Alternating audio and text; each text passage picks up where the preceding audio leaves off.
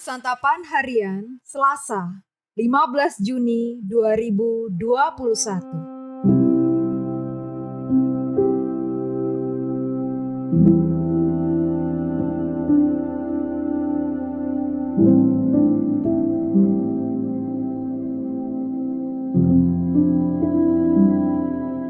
Inilah program Santapan Harian, sebuah program yang mengajak Anda menelusuri isi Alkitab, agar Anda menemukan makna firman Tuhan sesuai dengan konteksnya.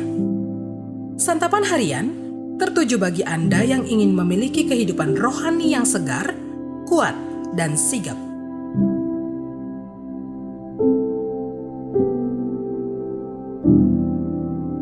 Hari ini kita akan membaca Yesaya pasalnya yang ke-43, ayatnya yang ke-22 hingga ayatnya yang ke-28.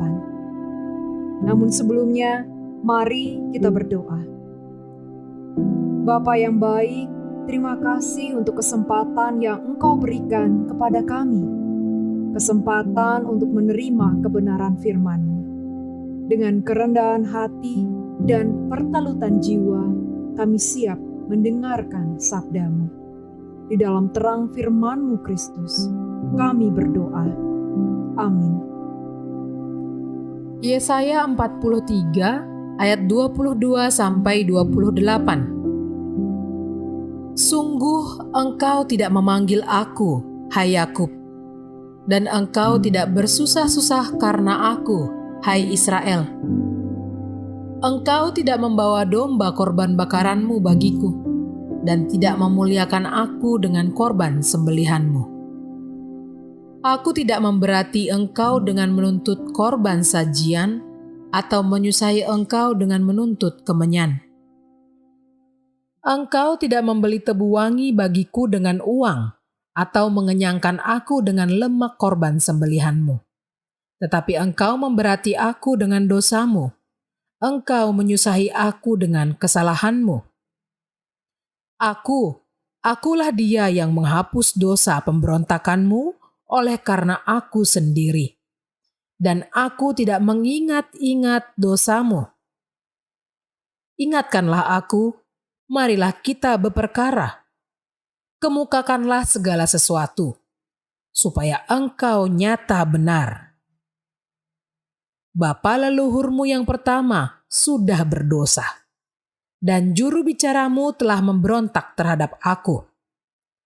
Jadi aku terpaksa menajiskan pemimpin-pemimpin tempat kudus, dan terpaksa menyerahkan Yakub untuk ditumpas dan Israel untuk dinista.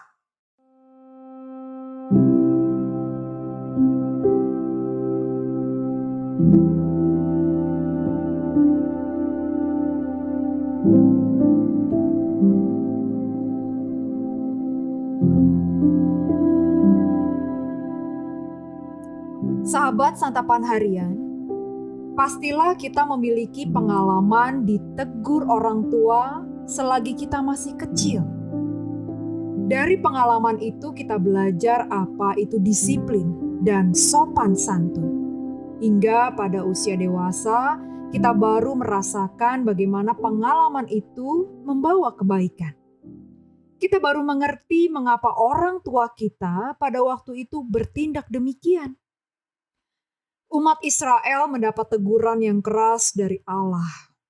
Mereka dilepaskan untuk masuk ke dalam pembuangan di bawah penindasan bangsa Babel.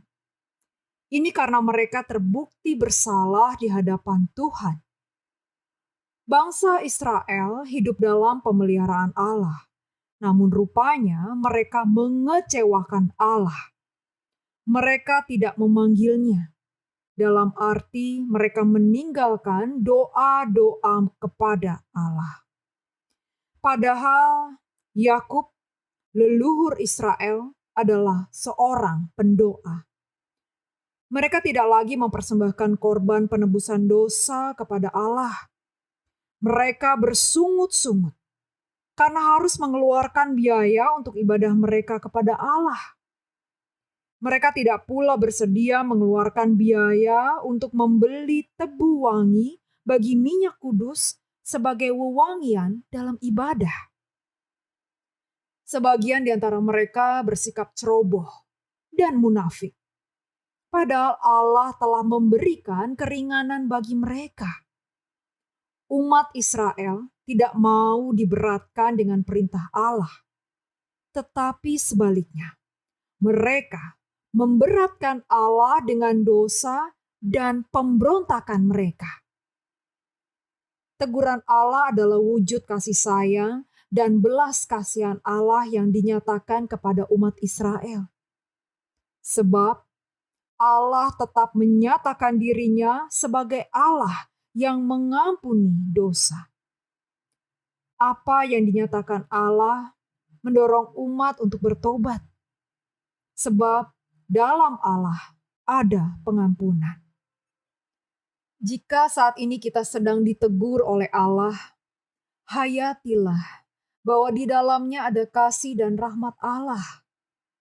Dia tengah membentuk kita menjadi pribadi yang semakin kuat dan taat kepadanya. Bersyukurlah dalam melakukan kehendak-Nya. Dalam keadaan yang berat, mintalah ajaran Allah supaya kita mengerti bahwa apa yang kita alami adalah caranya untuk membentuk kita menjadi pribadi yang berkenan kepadanya. Mari kita berdoa.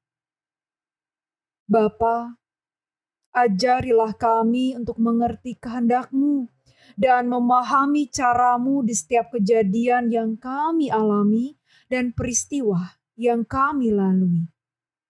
Agar melalui itu semua, Engkau membentuk kami menjadi pribadi yang berkenan kepadamu.